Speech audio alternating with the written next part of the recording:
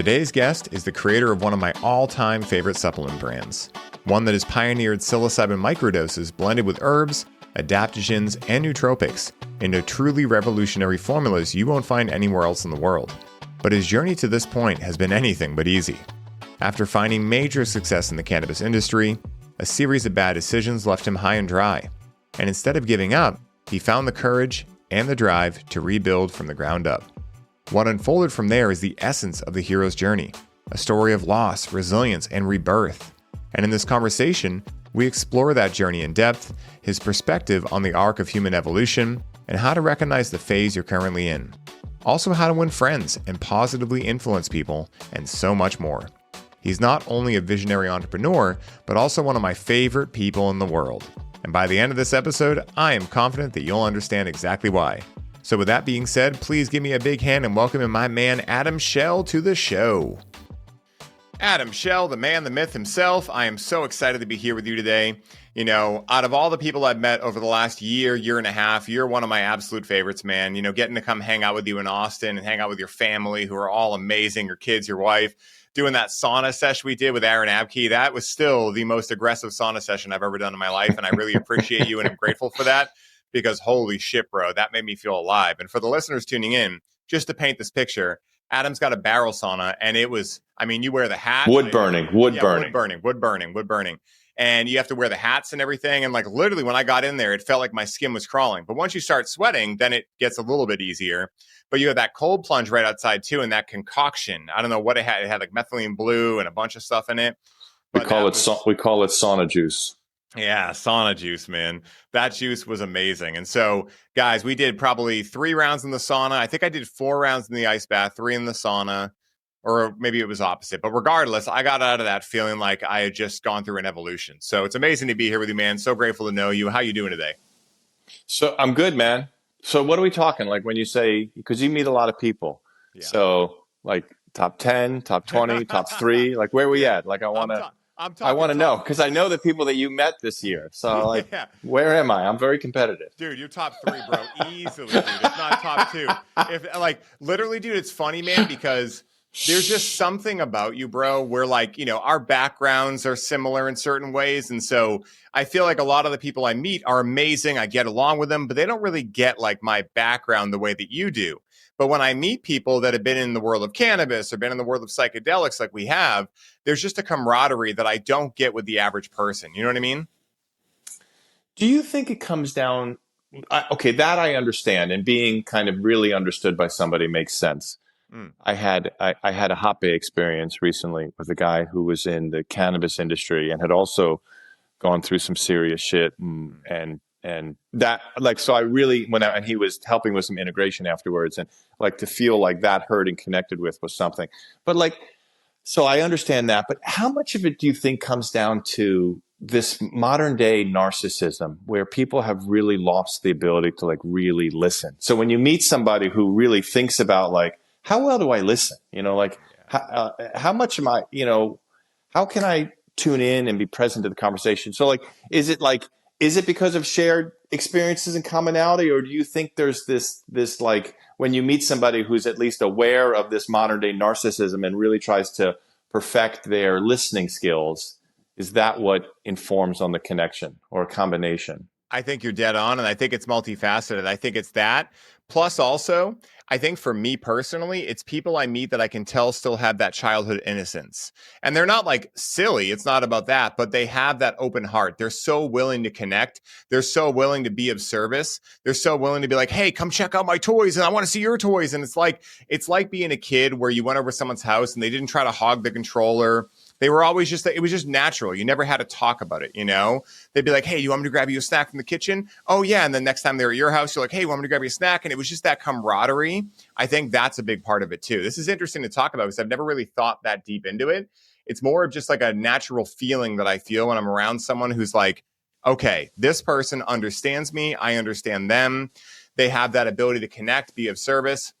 And I think based on what you said, yes, they'd have to be aware, even if they can't articulate it with words, exactly what you're saying about the narcissism, because, you know, I have met a lot of people as well, and no judgment, but I have met some people as well where you can just tell it's all about them. And that's cool. Hey, everyone gets to choose their own adventure, but I don't feel I can connect with those people as much. And also, dude, I feel like one of the things that's happened recently, and I'm curious if you've noticed this, is, when I grew up, I just knew how to connect with people, and a lot of the people I hung out with knew how to connect with people. So I just thought that was the norm.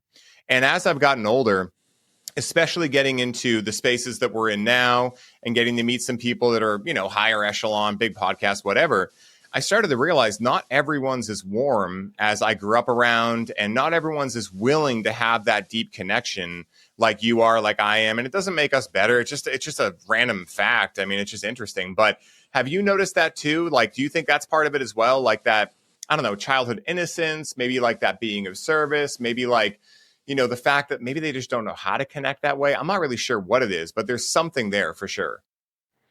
I agree with you.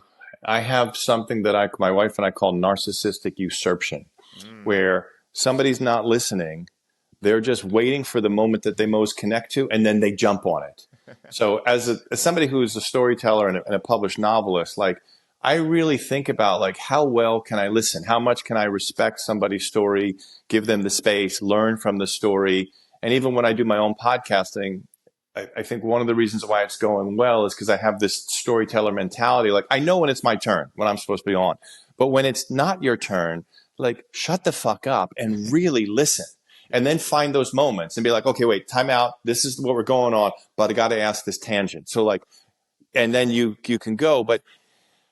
And then with the cell phones and the constant dopamine hits and the assault that people are under, if they don't couple that with some real awareness, it becomes overwhelming. I literally have people in my life who I don't even bother to talk. I just ask them questions. Because I know if they ask me how I'm doing, if I'm 45 seconds into it, they're going to grab onto the piece that they can most relate to, and then it becomes about them. So I don't even bother. I just fire questions, and then, tactile empathy, a little bit of mirroring, repeat, and then they end up loving you. It's like a secret power. I mean, literally, I have this mantra that I use for myself about the way I set my life up. Be of good cheer, be of service, lead with love, listen twice as much as you speak, focus on what you want, take massive action, So I have these things, and just being of good cheer, being of service, listen twice as much as you speak, like, that's like a superpower these days, dude. People are gonna love you. And then the other thing too is, like, how self-aware are you of your own story? So, like, when it comes to podcasting, so I'm in a men's group with Cal Callahan, Luke Story, Josh Trent, Alex Zek, like accomplished guys in the space. And I'm like, hey, I got this guest lined up. Like, if he comes to Austin, do you want me to line it up with you and this and that? Like, I'm so not competitive in that space because I use the Brain Supreme podcast basically to talk to interesting people and to sell product. So it's a soft form of marketing for me, where the only thing I ask is that each guest do a week or two on Brain Supreme so it can come up kind of organically. And I talk about that on the podcast. I'm like, so I don't need advertising. I don't even need big numbers. Like, if I get a guy on who's only got 1,500 people on his email list, but they really commit, like, he's going to convert 30% of them, I'm going to get 500 sales.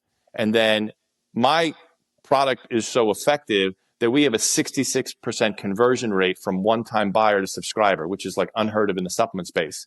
So for me, transparency, generosity, like, these are superpowers for your own self-advancement. And not to be selfish about it. The only thing, like, I do get competitive about other, like, microdosing products, or people who, like, this whole Amanita muscaria, like, legal microdosing. I'm like, give me a fucking break, man. It's not. It's just a small amount of mushroom, okay? Unless it's an illicit substance, that's a microdose. So, like, everything could be a microdose. Like, literally, you probably took a microdose of vitamin C this morning, because if you went and you got an intravenous microdose, you would have had, 5 grams. But you took 250 milligrams. So you had a microdose of vitamin C, you had a microdose of vitamin K. Like, we're microdosing everything. So how are we going to, so I do have the old linebacker in me that's competitive about certain areas, but I'm very aware of that. And so I try not to let that kind of control me. Yeah. That makes a lot of sense. It's mostly the cell phones. It really is. It's the social media and the cell phones. It's like, it's so bad for our brains, dude. We're just not built for this. And you got to be so self-aware and literally take counteractive measures to what a dangerous, addictive drug you're dabbling in every time you pick up your cell phone. Yeah, I totally agree. And, it was funny because I was interviewing Mike Salemi yesterday, and he reminded me of one of my favorite quotes from Paul Chek, which is, if you have a big enough dream, you don't need a crisis to wake up. And I think that's a big part of this too, when it comes to cell phone addiction and these kind of things, is that, and I notice this every time I go to a retreat. And in 2020, I went to a men's retreat with Chris Marhefka. Mike and I were talking about that too.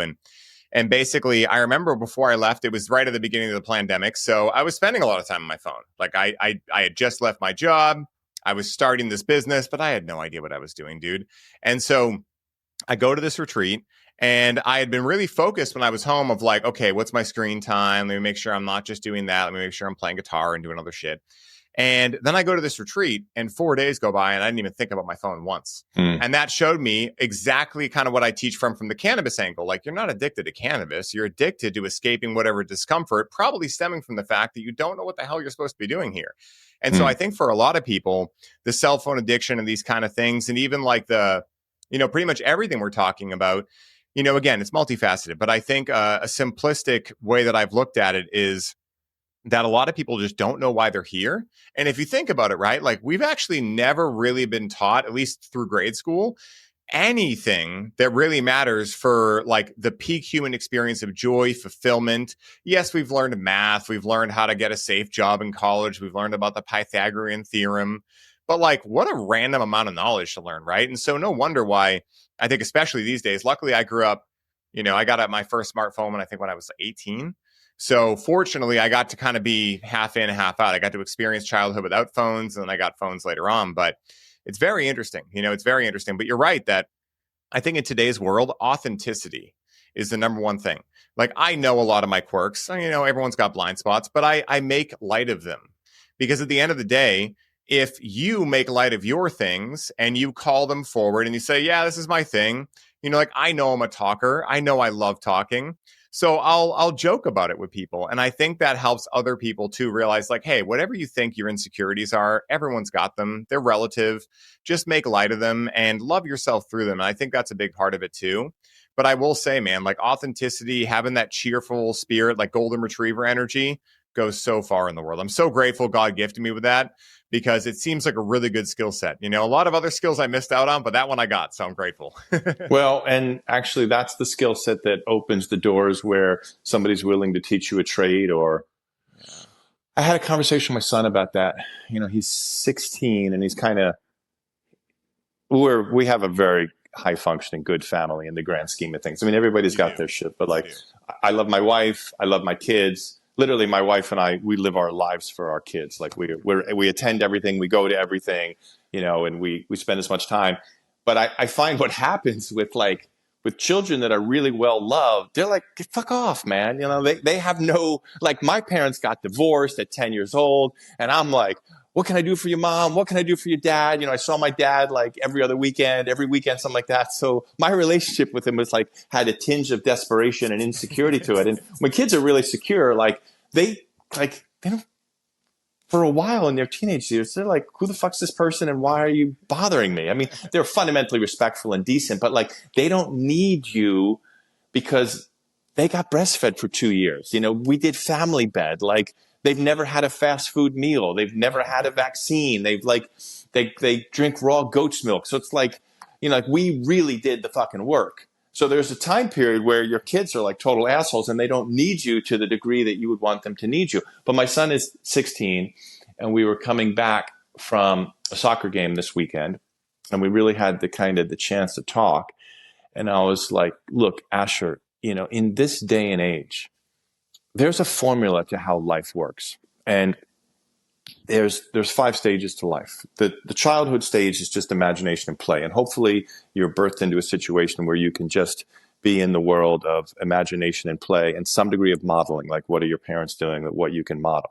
And then at about 14, you enter the apprentice stage. So if you think of the traditional role of the squire, and the squire had to apprentice and apprentice.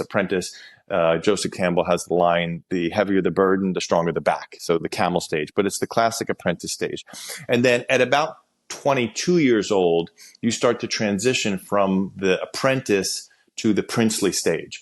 And the squiring stage, the apprentice stage, squiring. The squiring stage is all about how much knowledge can you accumulate, how much can you put yourself at the feet of a master and learn and learn and learn. And then when you enter the princely stage, now you enter the field of personal conquest, status, accomplishments, territories, degrees, real estate holdings, like how much can you acquire? Now, hopefully you've learned to do that mindfully and in a way that's not going to put you at odds with the whole world and your environment, but you really engage the realm of accomplishment. And then at around mid-40s, you start to enter the kingly stage. And the kingly stage is to maintain the peace and grow the prosperity. So now, like, you don't need to push on the conquest as hard. You have a family, you have businesses, you have employees, you have people responsible to you. So how much can you contain all that, keep the peace, while simultaneously, organically, and smoothly growing the prosperity? And then in the 60s, you enter the wise elder stage. And the wise elder stage is you just give it all away. You volunteer your time, you give your wealth away, you give your knowledge away, you give your experience away, you just give it all away. So I was talking to my son. I wasn't aware of this, so I'm 55 and I'm still, after my cannabis faceplant of losing millions and making stupid decisions, like I'm back in the princely stage of life. Like I'm combining kingly and princely, which is like not the best. It's great. I've embraced it. So I'm owning it and we're doing better than ever. And my energy's high and I'm doing the things, but like, the length, like Cal Callahan, who's a mutual friend of ours from The Great Unlearn. Cal and I were just talking about, he embraced these stages of life unknowingly so well that he's 53, almost 54, and he has multiple homes.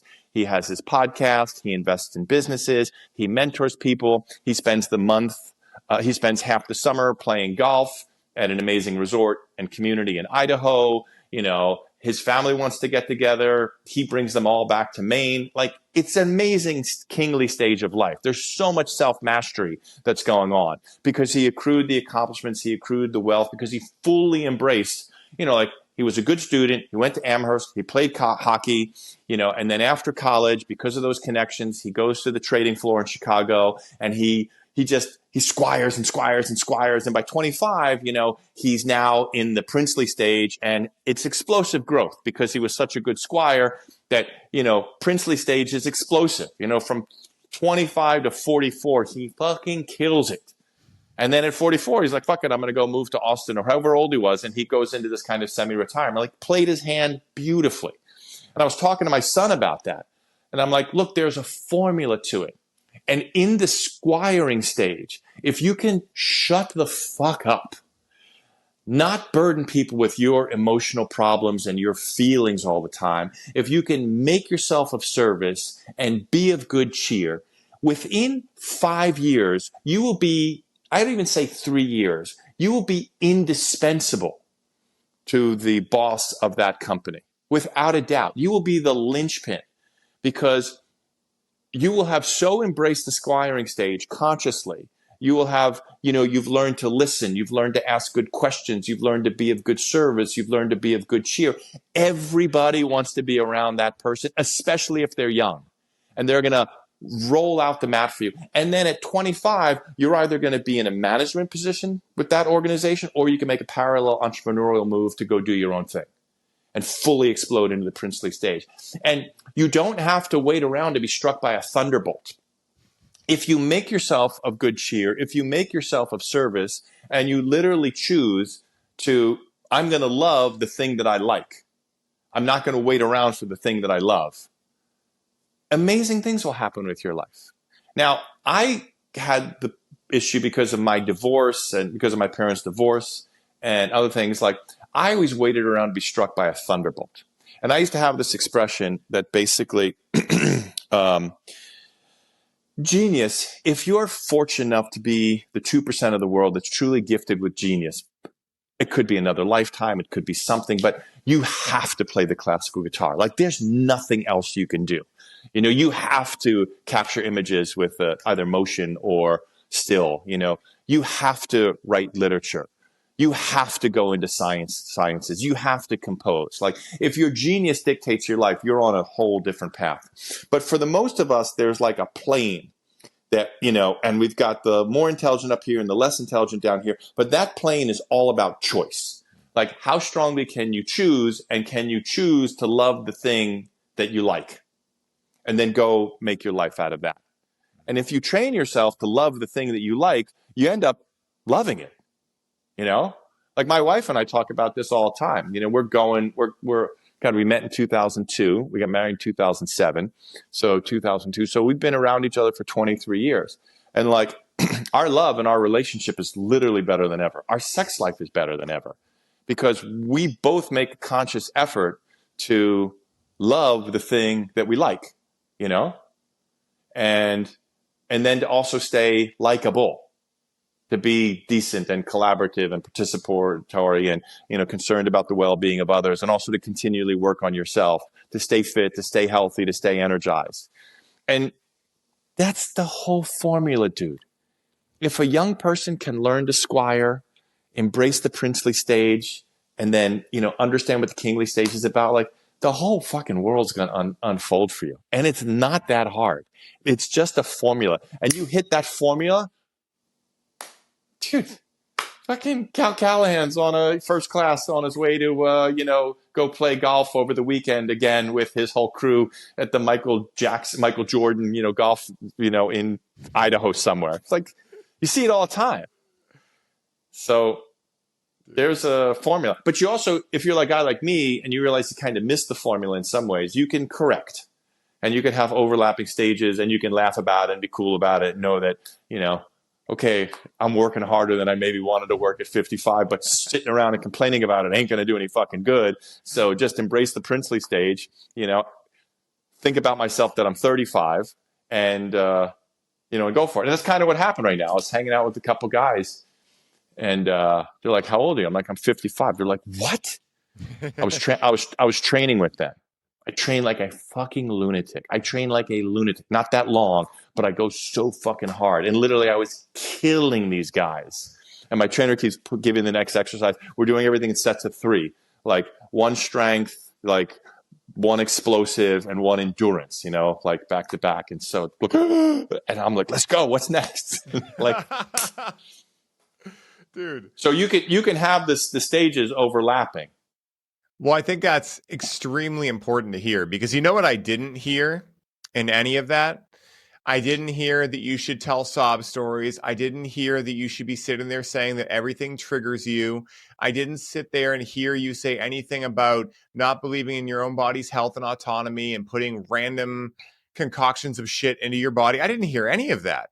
And that's kind of strange, because that's exactly what the mainstream is trying so hard to get people to do, right? Is to stay in that really low level of vibration where you're so focused on needing the world to make you feel comfortable that you completely miss all of what you just said, which is, hey, there's probably going to be an eat shit phase for a little while. And that just is what it is. If you're a beginner at something and you want to get an opportunity, you're going to have to eat shit for a little while. All right. It's just what it is. And I meet people all the time. Like, I'm 34. I'm not, you know, too much older than the 20s or whatever.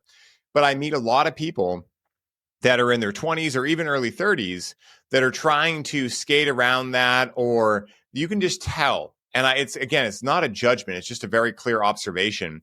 I really feel like I can tell when someone's going to be able to be successful. Now, again, maybe not at the thing they're doing right now, but I can tell they have that success muscle in them.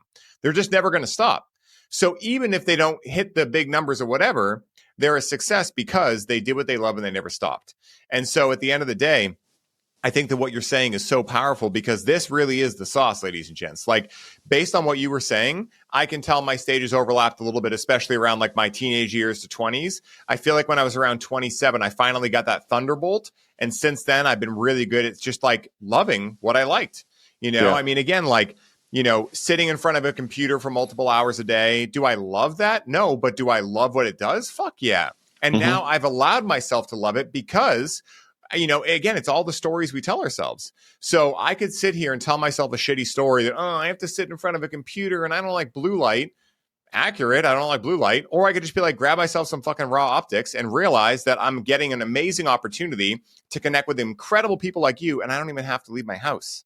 So again, it's really just like, I've really started to think that life is all about just how good are you at creating empowering narratives about everything around you.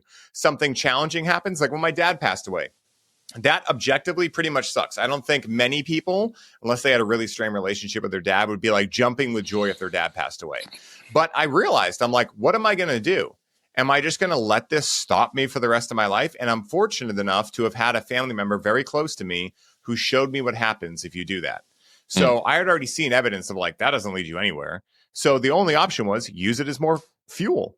And that's what I do my best to do. I'm not perfect at it by any means, but I do my best to, if I realize that something's really getting me, that competitive spirit can come out of me. And I can let that part of me that sometimes I don't let out because it can be, toxic at times being an Aries. But, when something happens and I start to feel down on myself, it's like, all right, well, how can I use this for fuel? And then I let that general/sergeant part of me come out and be like, all right, let's fucking go. And I think that's so empowering. And I'm curious, like, for you, I imagine that's been a big part of your life too, like creating empowering narratives. Do you see that kind of being similar to what you were saying or relative in some way, shape, or form?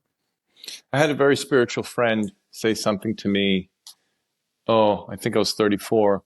And he said, victim consciousness is your greatest sin against God. Mm-hmm. That when you engage in victim consciousness and you stop living fully your life and working to maximize on your potential, that it's literally a sin against God. Because God is here existing in you as you for fulfillment and for joy and for full expression. And when you engage in victim consciousness, you deny your fulfillment, your joy, your full expression. You deny your divinity. You deny the God in you. And in some ways, it's a sin against God, a sin against your own higher nature and higher consciousness. So, look, your stories happen.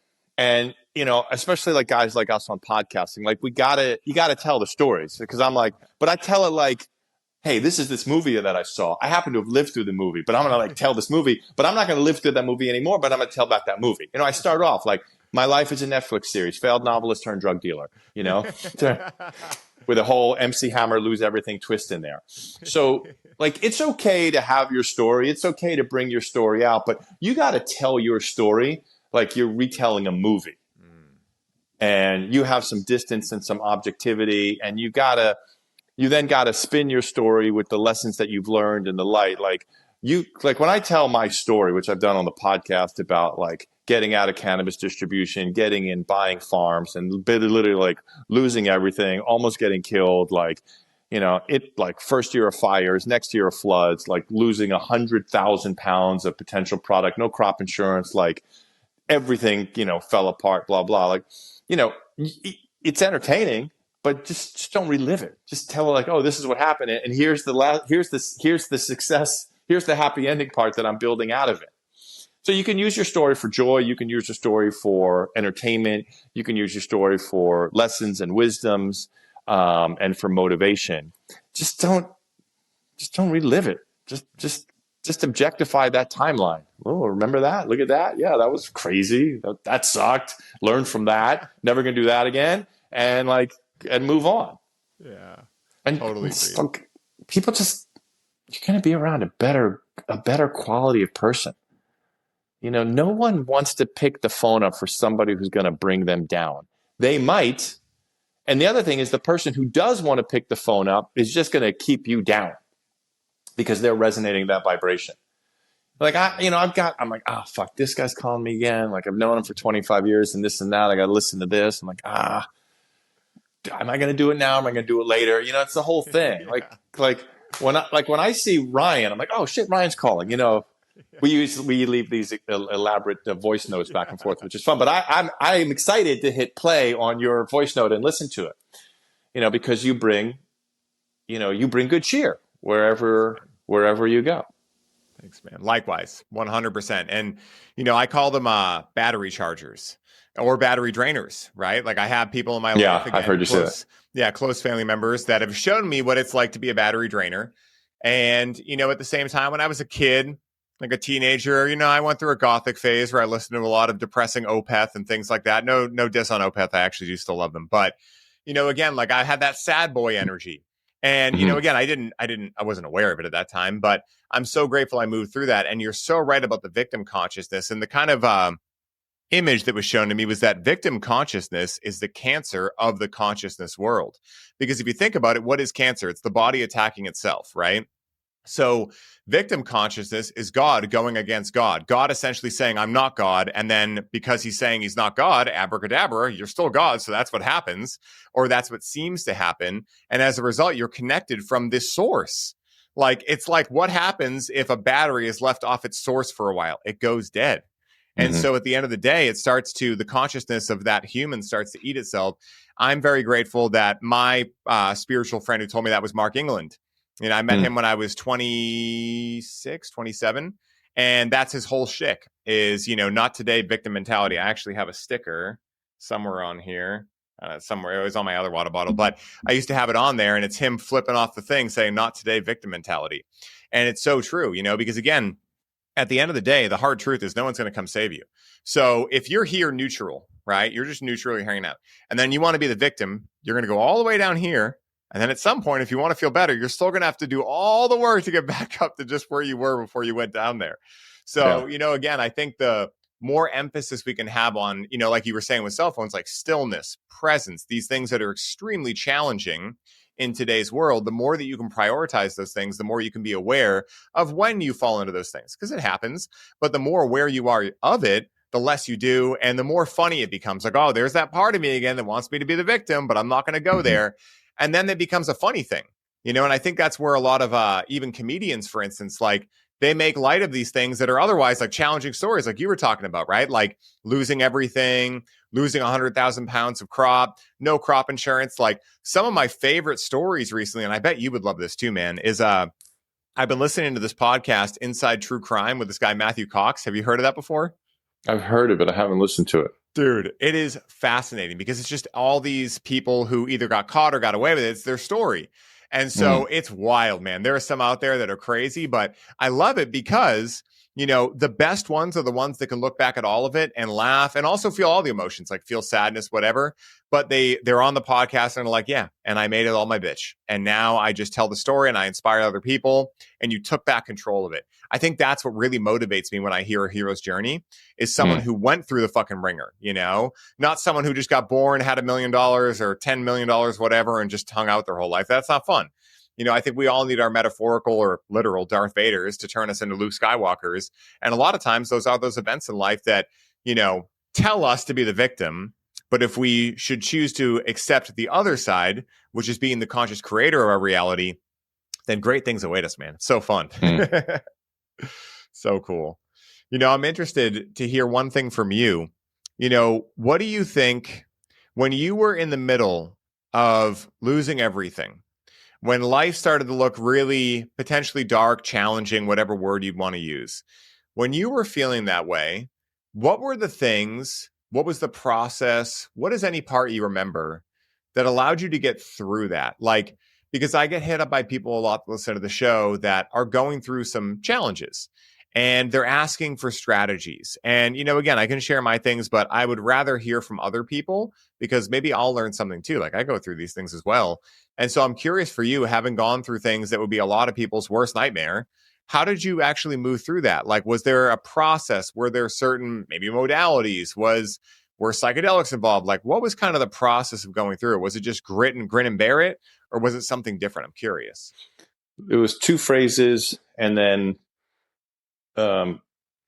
basically the development of Brain Supreme. So when I played college football. I was a Big Ten linebacker, Northwestern. I was pretty much perennial second string. I had a dozen starts and so forth, but I had a lot of hits on the body and my lower back started going out all the time. Living in New York City, early 90s, before the yoga craze, walked into a yoga studio, started practicing yoga, and literally all the injuries went away. So Then I got more and more into the study of yoga. I was studying, Hatha yoga and Kundalini yoga. And I had a Kundalini yoga teacher named Guru Singh in Los Angeles at Yoga West. Great guy, musician, wild character, fascinating dude. Great charismatic teacher as well. Classes were really fun, hard and fun. And he had this phrase that I think he got from Yogi Bhajan. It says, when you find yourself walking through hell, keep walking. Holy shit. And I used to, so basically to tell people what happened is I wrote a novel. The novel sold in 4 days for well over $1 million, multi-book deal. Between the purchasing of the novel and the release of the book, we had the 2008-2009 housing crisis. The publishing world completely imploded at that time. Amazon took over everything. The number 1, 2, and 3 at the division of Random House called Bantam that I was with, they all got fired. So everybody who was supporting my book got fired. And then Michael Jackson dies the day my novel comes out. So every interview, every review, every event, it all just lost all its energy. It was just, that was it. And so I took a major hit and I went back to, yoga teachings, working on a screenplay. Started this soccer not-for-profit in Calabasas, the backside of the Malibu Mountains. We were going to this kind of outrageous school called the Muse School at the time, which was batshit crazy as I look back about it. But on paper, it was amazing. It was started by James Cameron's wife and brother-in-law and sister-in-law. And it was child-directed education, completely vegan, huge ecological component, like all this early 2010s kind of 15s kind of mentality. Seemed amazing. It was pretty nutty. But there was a lot of influential families there. Started a soccer not-for-profit for my then 3-year-old. And a lot of influential families were part of this little soccer club that we had with the kids after school. And one of the dads on the team was like, hey man, I like the way you operate. You got this coach from Europe. You got all these families. It's like, it was kind of just because where we were living and going to school. What are you doing with yourself? And I'm like, ooh. He says, come to this meeting with me. He introduced me to the California cannabis industry. Dude, I had maybe smoked pot 20, 25 times in my life. Like you and I have talked about this at length. Like I'm not great with weed. Like I can do one hit on a good joint and that's enough. If I do anything more, then all I'm thinking about is I'm in my bubble, you're in your bubble, and our two bubbles are not really, and I just get exhausted by it. I can't break through that. Maybe I should do one of your classes. I probably should, because I just get so in my head and I just get, oh God, when's this going to be over? I just get bored with it and blah, blah. So I didn't know shit about weed, but basically I needed to do something. This industry was booming. The bar was so low in 2015, the California cannabis industry, that basically competent and honest and communicative was the new extraordinary. So within 3 years, I was a multimillionaire. I had 2 huge Sprinter vans. I had a whole collection of retired cops and DEA agents that all worked for me. I had 100 farms on the Rolodex, and we had a very big buyer in Los Angeles. So all I really needed to do was drive up and down the state 3 times a month with anywhere from 500,000 to 1.5 million in cash with my guys, fill the van with weed and drive it back down and not get caught.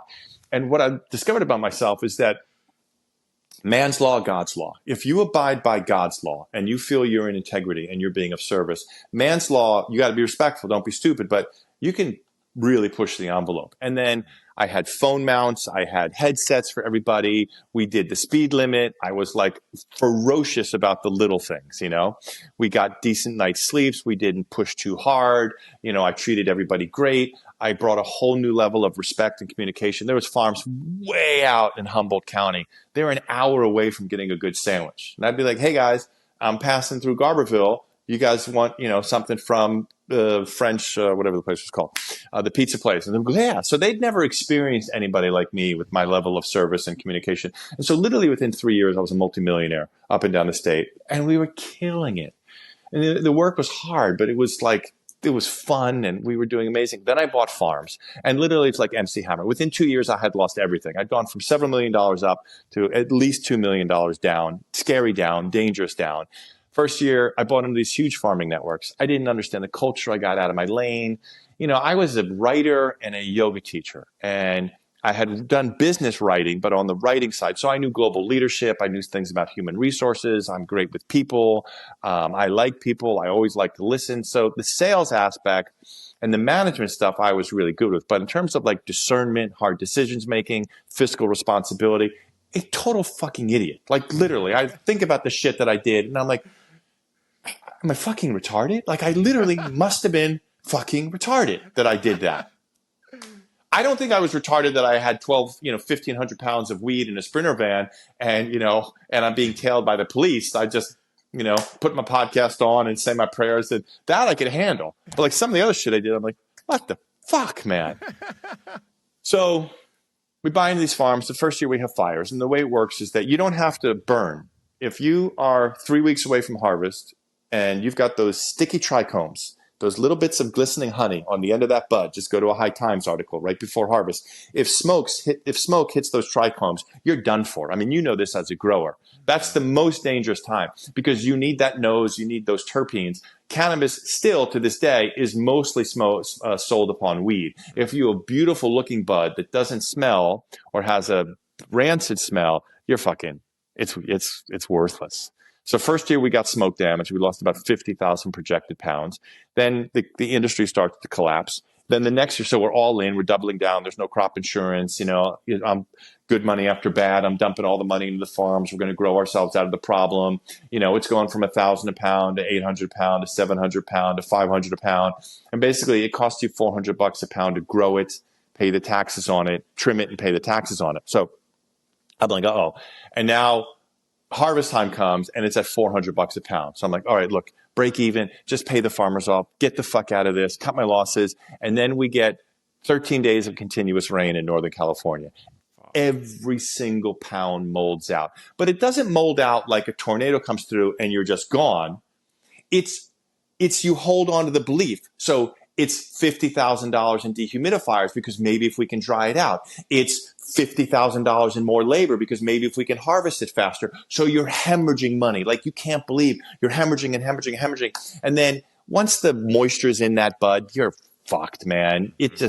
Nothing's going to help. So literally, I don't think we got a single pound, dude. We had colossal. And then I was so ruined. I was ruined beyond anything that I could kind of conceive of being ruined. I owed farmers money. I owed investors money. I owed everybody money. I used to have my drivers rolling funds with me. I was just so generous and helping everybody. And I was fucked on a multitude of levels. And I was so down. But I had this phrase, when you find yourself walking through hell, keep walking. And I wasn't going to stop. 4 hours of sleep at night, terrors, night sweats, just keep walking. If I stand around and, oh, look how hot it is here. Fuck, there's the devil. Gosh, wow. Fuck no. Like, okay, I'm just going to ignore that. Just keep walking, just keep walking. So I just kept grinding and kept grinding. And we had also developed Brain Supreme Genius. So I had been just nursing Brain Supreme along. People have heard this story, but I had gotten into psychedelics and learned a lot through psychedelics, and I really wanted to explore the concept of microdosing. I had a cannabis grower buddy of mine who became a partner. I funded him out for mushroom growing. He ended up being amazing at it, but I was making so much money in the cannabis industry, and then I was so distracted by the loss of the cannabis industry that we're just nursing this thing along. And we come up with the genius formula, which is 100 milligrams of psilocybin, this proprietary strain that we had developed or been gifted, I should say, and 400 milligrams of different herbs, amino acids, and nootropics that we worked very long and hard on getting that perfect blend. And we developed this new formula. I'm driving up the 101.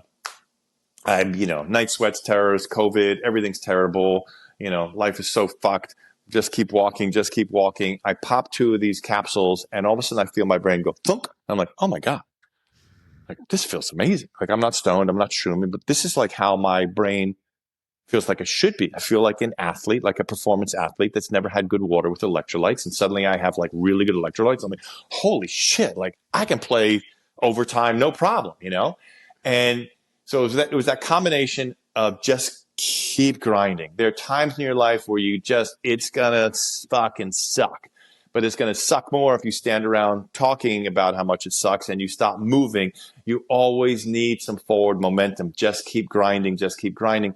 And then the combination of the microdosing, it totally saved my life, dude. It allowed me to compartmentalize stress, operate on 4 hours of sleep a night, keep a fundamental positive disposition, and just keep moving. And I mean, I still have some messes to clean up because it was a lot of money and a lot of hurt people. But like, we sell 1,000 units of Brain Supreme a month. We're getting approved by veterans organizations, and I get emails every day from people like, dude, I'm a veteran of 44 years. I haven't slept at night. I'm sleeping now at night. I'm not thinking about killing myself, or, I'm a depressed divorcee. I'm so much better. I'm a mom with postpartum depression, and I'm so much better. So, like, I'm doing good work in the world. I took something that I liked, and it's now something that I love, and I fucking just kept grinding, man. I just kept walking through hell, and now I'm in a much brighter position, and I've got a group of products that I love. I love my customers. That's the other thing I think about. Like, I used to have this phrase when I was in graduate school and working in high-end restaurants, that until somebody has a cocktail and a piece of white bread, they're just not themselves. Just don't take it personally. You know what I'm saying? Still, most people had a cocktail, some alcohol, and some simple sugars in their bloodstream. They're just not themselves. So when you come to a table and they're grumpy, just don't take it personally. And, like, if FedEx doesn't deliver, blows it, and somebody's yelling at me, they're like, you didn't deliver. I'm like, wait a minute. I'm Brain Supreme. I'm not FedEx. Did you check the tracking number? They're like, no. I'm like, okay, let's look. I'm like, oh, God, is this your front porch? They're like, it is. I'm like, did you ask your wife or your kids? They're like, hold on. They're like, oh, it's right here. I'm like, it happens all the time. I do it all the time. Just love them. They feed your family. They provide your sustenance and your employment and your employees. So that was it, dude. Brain Supreme as a supplement helped me incredibly. But just that phrase, when you find yourself walking through hell, just keep walking. Eventually you're gonna exit purgatory, and you'll find yourself back in the promised land. Bro, I love that, man, because, I'm really big on the saying, how we do anything is how we do everything. Yes. And so think about, right? We talked about fitness and getting after it. Like when I wanted to get fit and I wanted, big muscles, Jersey Shore was just out, when I was like 20. So that's, of course, what I got into it for. But, as I started to have those goals, I mean, like, if you want muscles to grow, you're going to have to do big boy shit, right? You're going to have to get in there, and you can't be like, all right, I did one push-up, I'm good for the next 5 days. Like, no, you got to get after it. And so in a way, fitness has taught me, cold plunges, sauna, like all that kind of stuff has taught me, like, walking through hell is just part of it, but we get to decipher what is hell and what is actually just an opportunity in disguise. And I think that's what you had is, yes, it probably felt like hell, but I think there was this totally ridiculously positive and also like, watch me type mentality you had of like, okay, the only option is forward. So if the only option is forward and I have to take it, like if I want to succeed, then I can go through it either being like, oh, fuck, or I can go through it being like, all right, let's see what I'm made of. And I think that mindset shift too is really big. I notice it in a lot of people because especially as I'm listening to this, Inside True Crime podcast, I'm talking about people who, went to jail for 10 years or whatever, things that I couldn't even fathom. The thing was they were like, okay, well, I'm still going to go back out and keep banging. And I think that by banging, I don't mean like game banging. I mean, like they're going to get out and actually get their life together and do something good with their lives. But, again, like I think that's a big part of it too, because there's been many times. I mean, I mentioned, when I was a kid, I knew nothing about what the fuck I wanted to do. Then when my dad died, that was weird. Things with other family members have been weird.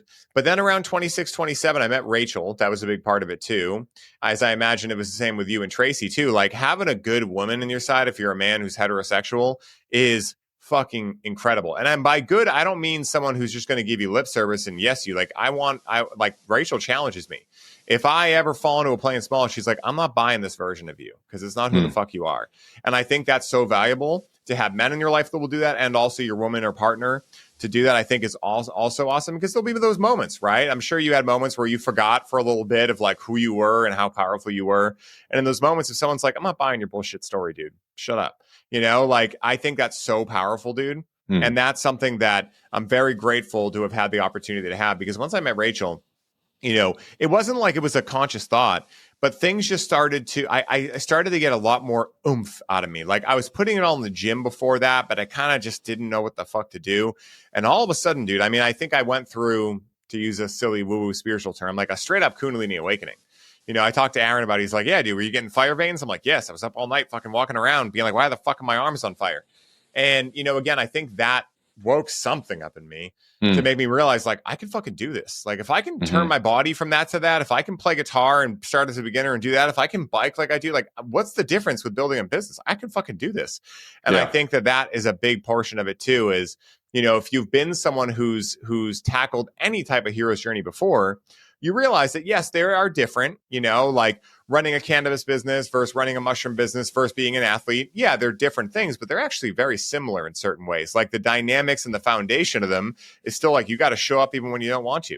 You got to keep grinding. And when you don't want to, you got to find a way to create a myth that allows you to want to be there, that allows that otherwise annoying day or whatever it is to be juxtaposed into the hero's journey and be like, okay, this is what it's going to take. I'm excited to go over that challenge. So yeah, I totally agree, man. So powerful. Yeah. So powerful. It's interesting, man. Like, what has been the most fun part? This is a question I don't ask often, but I'm called to ask it right now. What has been the most fun part for you of going on this journey you've gone on? Not just with Brain Supreme. I mean, again, that's what you're doing right now. So of course we can talk about that. But, like, I meet a lot of people who are like, well, I don't know. Like, it could suck if I go do this, or it could be uncomfortable or challenging. And yes, it can be those things. But I like hearing from other people who have gone through this, what the other side looks like. Like, what does it feel like when you've gone through something like that and you've reached the other side and your head's above water again? Maybe you're not fully out of the water, but you're like, I can see shore. And if I made it this far, I'm going to make it. So just chop wood, carry water. What's that feeling like for you? I was shopping at Whole Foods. I basically only wear a Brain Supreme t-shirt these days. I just decided to like limit my choices. So I have 17 Brain Supreme t-shirts. So it's all I ever wear, because I'm not even going to wake up one day and like, is today the day that I just relax and don't have to like market and hustle? I don't have the choice. I threw out all my other shirts. I only have Brain Supreme t-shirts. So you got to get a tuxedo version. So I met Whole Foods here in Texas with my kids, and this guy's like, Brain Supreme. He's like, I take Brain Supreme. I'm like, oh, that's cool. He's like, do you take it? I'm like, well, it's me. I'm the guy. It's my company. He's like, this is my wife. She takes Brain Supreme. My dad is 84. He takes Brain Supreme. Like, it's been amazing. Like, you've totally changed our lives. Like, we're a healthier, happier, higher functioning family. Everyone in the family takes Brain Supreme, and we're all better because of you. And I'm like, wow. And my kids were like, fuck, Dad. Like, they were like, they wanted to, we call them progressive moments, where I'm like, I'm the dad that can't help himself, that's got to give the advice and the directions. And, I'm at the meat counter and somebody's ordering short ribs, and I'm like, do you know how to cook those short ribs? What's your, like, oh, Jesus, Dad. So New Balance is on and everything. So my kids were like, Dad, like, that was fucking cool. I'm like, yeah, that felt really good. That felt really good. So I've had a couple of those moments, and just at it, like, so that was like a little moment where it felt like, oh, this is cool. This feels really good. Yeah, it's so cool, man. Those moments for me are so fun too. I've had a couple of them. One happened right after I went on Aubrey's podcast. It was probably about, I don't know, 6 months later. I was going to Austin for something or whatever, because I'm always there, as you know. But I was going to Austin and I was walking through the airport. I just got off the plane. I'm walking through. And some guy's like, hey, you're Ryan Sprague, the great episode with Aubrey. And I was like, holy shit, it was the first time. And it was so cool. And obviously I couldn't smoke a joint with him right there. But typically I'd be like, hey, you want to try some? I got some on me. So then about probably 6 months after that, I was at Electric Forest, and there's a big music festival up in Michigan. And I had just gone with Rachel. Usually we had, a big crew that went. And after the pandemic, like, a lot of my friends just kind of left that in, area or whatever. And so I was like, screw it. I want to go. Do you want to go, Rach? She's like, yeah. So we went. And so one of the first days, we're walking through like the main stage area. We're just walking through. It's probably like, I don't know, 4 p.m. It's not like that many people in there, but it's a big festival, 60,000 people. So we're walking through, and I hear this guy yell, Ryan. And so I turn around and I see this guy waving at me, but I'm like, I have no idea who that is. So I'm waving back, and Rachel's like, who is that? I'm like, I have no idea who that is. Oh, yeah. Because it's, it's just funny. And so he runs up to me and he's like, hey, man, you were on Aubrey's podcast, right? And they're like, oh shit, yeah. And this guy's now one of my best homies in the world. His name's Ty Smith. Runs a great company called Lavish Hippie. But it was great. I'm like, hey, do you want to smoke a joint when I get back? And he's like, yeah. And he told me, he's like, bro, I thought you were just going to take off and not be bothered with us. He's like, and there you are coming back. And then I hung out with him the whole time. And now, I don't know if you got to meet him once. He's been in Austin with me a couple of times for different events, but great kid. And it's just when those moments happen, everything makes sense. You know exactly why you're doing it because you get to hear from other people, like how something helped them. Yeah. Very similar to you, the emails people send, like that shit means the world, dude. Because again, like I don't do this for that, but that is a great side effect. Like I do it because that's what I want to be doing. But, you know, when you realize that what you really yearn to do and what you were put on this planet to do, you feel you put on the planet to do, also helps other people, you're like, holy shit, dude. Like, because that's all I ever wanted to do. But at the same time, you just never know, you know, like if I was building candles, I don't know if anyone would really care. You know, it's like, it's just those things where you don't really get into it because you're like, I'm going to impress a bunch of people with this. That's more the narcissism thing, right? If it's a real thing you get into from your soul, typically it doesn't really make any sense. You don't know if it's going to work. And then all of a sudden it works. And then all of a sudden all this stuff happens that you never even really gave time to think would happen. Like, you know, you're helping people in their lives and all this beautiful shit. So I love those stories, man. What a cool story, man. And, you know, I really love your mindset and tenacity because I operate in a very similar way, dude. One of my earliest memories is I was about 6 years old. And my parents had a long driveway. It wasn't a crazy big house, but it was just a very unique driveway. And my mom had told me this kid, Andrew Marino, shout out to him. I have no idea what happened to him, but this kid, Andrew Marino, was in my neighborhood. Like he lived in my neighborhood and maybe someday he could come over for a play date. And my brain like broke at this because, you know, when you're a kid, the school was right behind my house, but I thought it might as well be in China, you know, like it was like such a big world back then.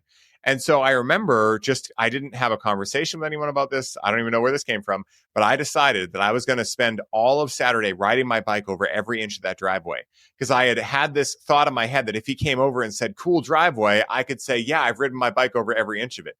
So it's like that mentality of like, I'm going to wear the shirt every day. I'm going to do this and you just stack it and it's fun for you. You're like, how much can I just become a walking marketing vehicle for my business? How much can I just make it so that I just don't have to try, like I don't have, it's just baked into me. And so it inspires me when I meet people like you that are doing that because it's that fun competition of like, yeah, maybe I could wear only highly optimized shirt. That's a good idea. And that's what I live for, dude. Like shit like that. Like, and that's what I mean about that, like, at least as men, like that, like kind of childhood, like tenacity to like, I'm going to hop my bike and go off this jump. You know, it's like that when you're 30, 40, 50 turns into like stuff like we're talking about, you know? Yeah. Like I'm going to wear the shirt every day. I'm going to, you know, help people out wherever I can. It's just so cool, man. It's awesome. So rad. Well, Adam, this has been amazing, dude. I'd keep you on here for 3 more hours if I could, but I want to be respectful of your time. Where can I send people to learn more about Brain Supreme? And guys, I will tell you, I mean, you probably heard the ads. I have them in the podcast all the time, but like Adam said, I've tried a lot of different products when it comes to microdosing, and most of them are just like, hey, I appreciate you did this, but I didn't feel shit from that. And not just feel, because it's not like I feel like I'm tripping from your stuff. That would not be a microdose. It's more like exactly like you said, like feel good, his feel good, you really just feel good. His genius, you feel like a genius. Your athlete, bro, that one, dude, my trainer sometimes when I have those in me will be like, dude, what the fuck? Like, did you get in a fight with Rachel before you left? Like, have you not like had sex in 7 days? Like, what the hell is going on with your testosterone? Because it just works, but I don't feel altered at all. It's just embodied. And as someone who does podcasts and whatever, like I got to have my marbles with me. And so I literally cannot say enough good things about Brain Supreme. It's changed my life forever. I took 2 feel goods this morning. And I'll be taking quite a few of them when I go to the vineyard. We go on the beach. We have a blast. We just walk for hours on microdoses and just talk. So where can I send people to get some of these? I know I got a code. I think it's highly. If anyone wants to grab 10% off, please hop on. Tell your friends. I think it's Sprague. It's Sprague, but I'll add highly as well. Perfect. So now you guys got 2. So where can I send people to find it? The website, brainsupreme.co, not com, brainsupreme.co.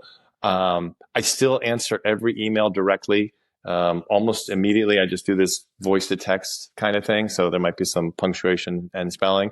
I'm very responsive.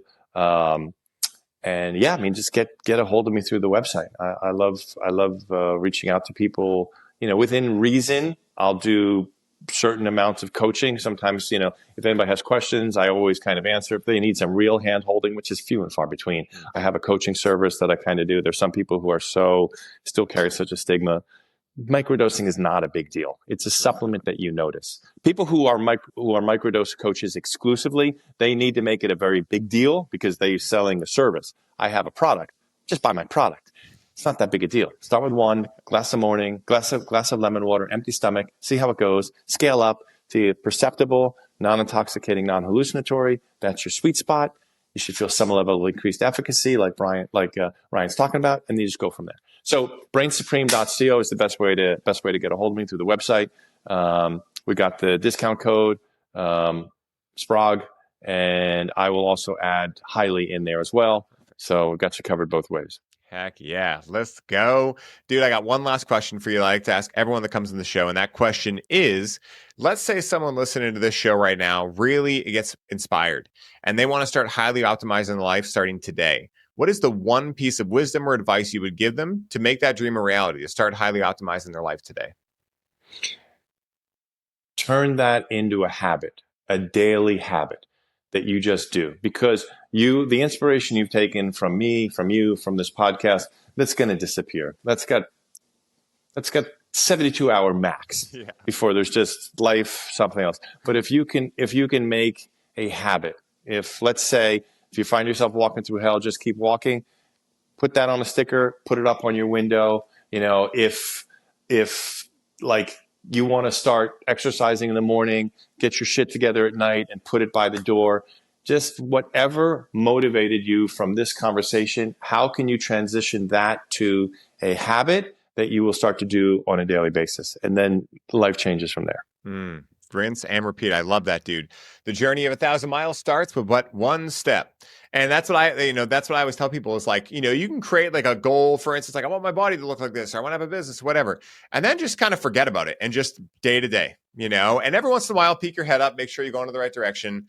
But I think a lot of people get stuck having this big vision and trying to just work from the big vision. I'm like, nah, break it down to the small steps, micro changes. Wake up 10 minutes early. Meditate for 30 seconds. Do one conscious breath. As long as you start, you can keep going. But if you never start, you'll never keep going. So I love that. Exactly. Yeah. Dude, this has been amazing. Thank you so much for being such an amazing person in my life, such a bright light, such an inspiration. Thank you to all you guys who keep tuning into the show, who keep hitting play.